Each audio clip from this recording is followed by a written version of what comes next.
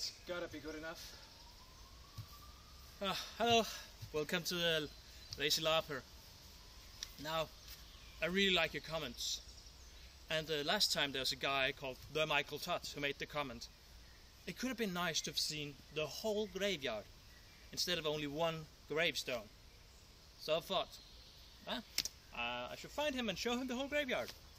So I did. And I think he liked it. At least he's resting there right now. But anyway, let's get on with it. Oh, this time it's about steampunk gun something.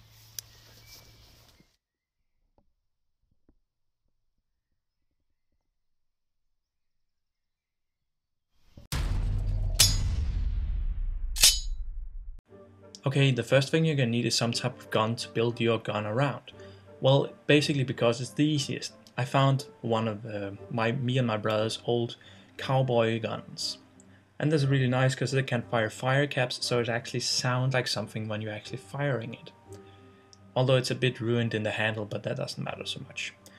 Remember, this originally had some kind of red cap in the end, so you can actually see it was a toy gun. But remember, this still looks like a gun, so be careful when you use it, don't be stupid.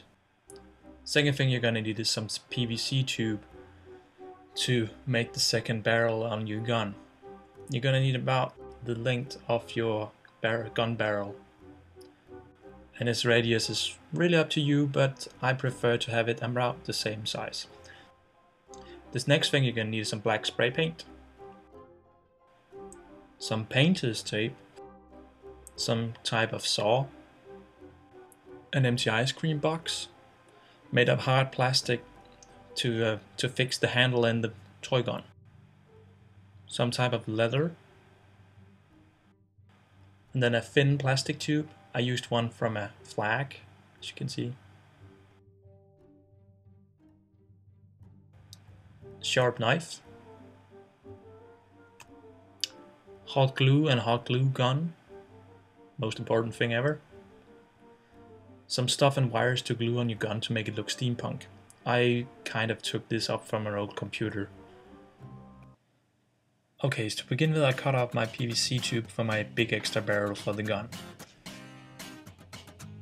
And here I used the saw, but I actually found out it's much easier just to carve in with the knife.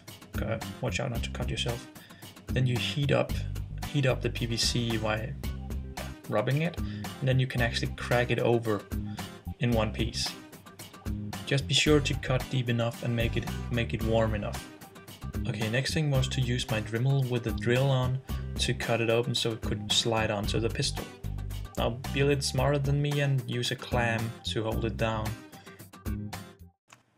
Oh, by the way, remember to wear glasses and a mask if you love your lungs and eyes.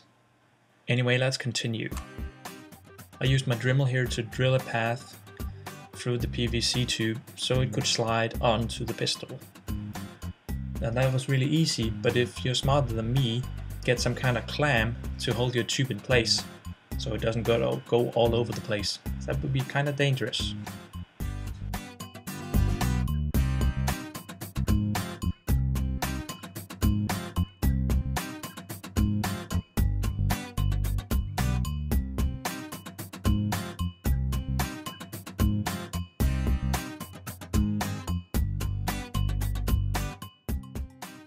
Now it's done and it slides nicely on.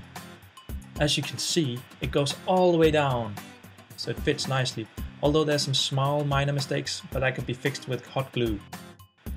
Next thing was to cut off the minor barrel, so to speak. That was made out of this flag that I found.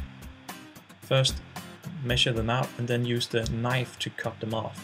This is made out of really simple, really thin plastic, so that was really easy.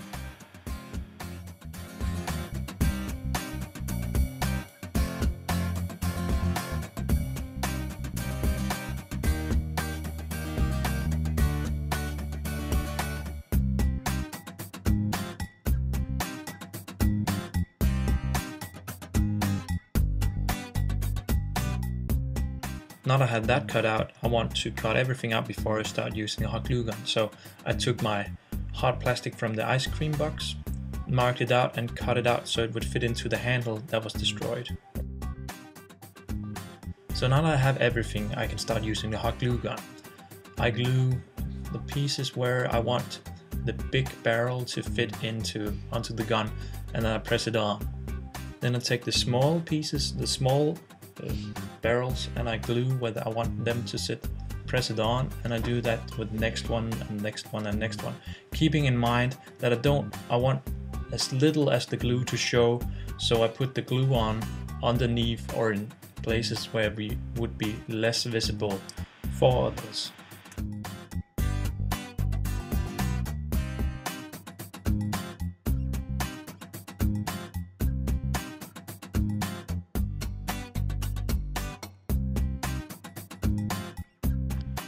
Now that we have this, let's go outside and paint.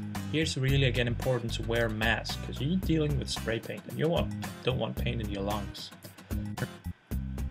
I just put some newspaper on the floor so I wouldn't get spray paint all over the floor, even though it's outside. Then waited the amount of time it took to dry and then turn it around and painted the other side.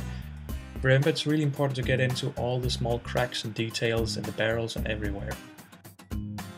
Okay, so now that this is dry and it looks kind of nice, you can see it's really cool fitting, I can start gluing on some of the extra stuff. So, took some of all the stuff, cut out some of the wires and things, tried it on before I glue it to see how this would look, where I want to put it, and then I glue it on the back side again to hide off the glue. Then cutting out some wires and stuff to make it a really gun-up sci-fi steampunk gun of science, you know. And the thing I learned was that when you glue on wires on this sort of gun, you would have them come out to create a little bump, so there's space in between the gun and the wire, so to speak. Then it makes it looks like the wires coming out of the gun and going in. Otherwise, it would be just a flat wire on the gun. And that might be cool also, but it looks a bit weird. At least I thought it looked a bit weird. I don't know, maybe good enough for you. Next up was to cut off some of the leather so it would be fitting for the ruined handle. I just marked up some of the leather, then took a knife and cut it out. Then afterward I glued it on. Bear in mind, it's really important to have this as your last thing to do, because otherwise you might end up spray painting your handle or your leather on the handle, and perhaps you don't want it to be the same color as the spray paint. If you do, it doesn't matter, but in my case I wanted this to be brown, so I did this the last. And now that I have said that, I should probably mention that I changed the gun at last minute, resulting in that I needed to put on some new spray paint. I needed to give it a new layer of paint. So I covered up all the stuff that I didn't want to get paint on again in painter's tape. And then gave it a new coat of paint. And voila! Here's the gun in the end. To make not a steampunk gun, but more like a cowboy space gun from Firefly or somewhere. Yeah, the handle's not so good. That could be done with foam. Can be loaded with fire caps, so you can actually make sounds with it, and it's pretty cool in a Larp that the other opponent can actually see that you fire at them and hear the fire come. If you were to make this more steampunk, you could color it up with copper or silver on the barrels or the gun itself. Anyway, if you were to go more steampunk, there's a lot of tutorials out on YouTube and the internet upon how to make guns and space guns. Anyway, let's hear how it sounds.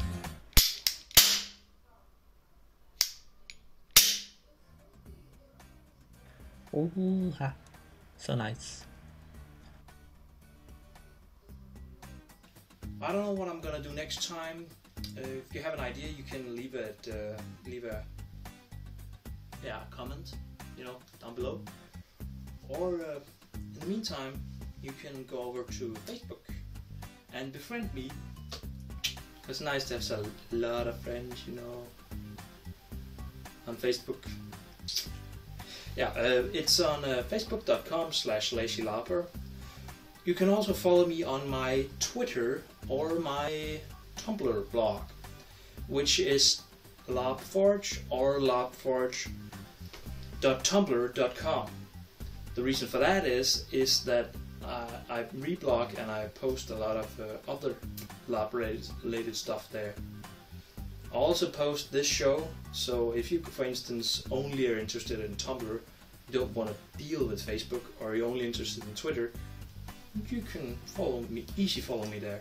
And there's a really big and really great community, especially on Tumblr. So if you want to look more into the Larp community online, I would say go over there and check it out, because I found out it was amazing, all the stuff there's there. So I reblog a lot of it. Anyway, see you next time.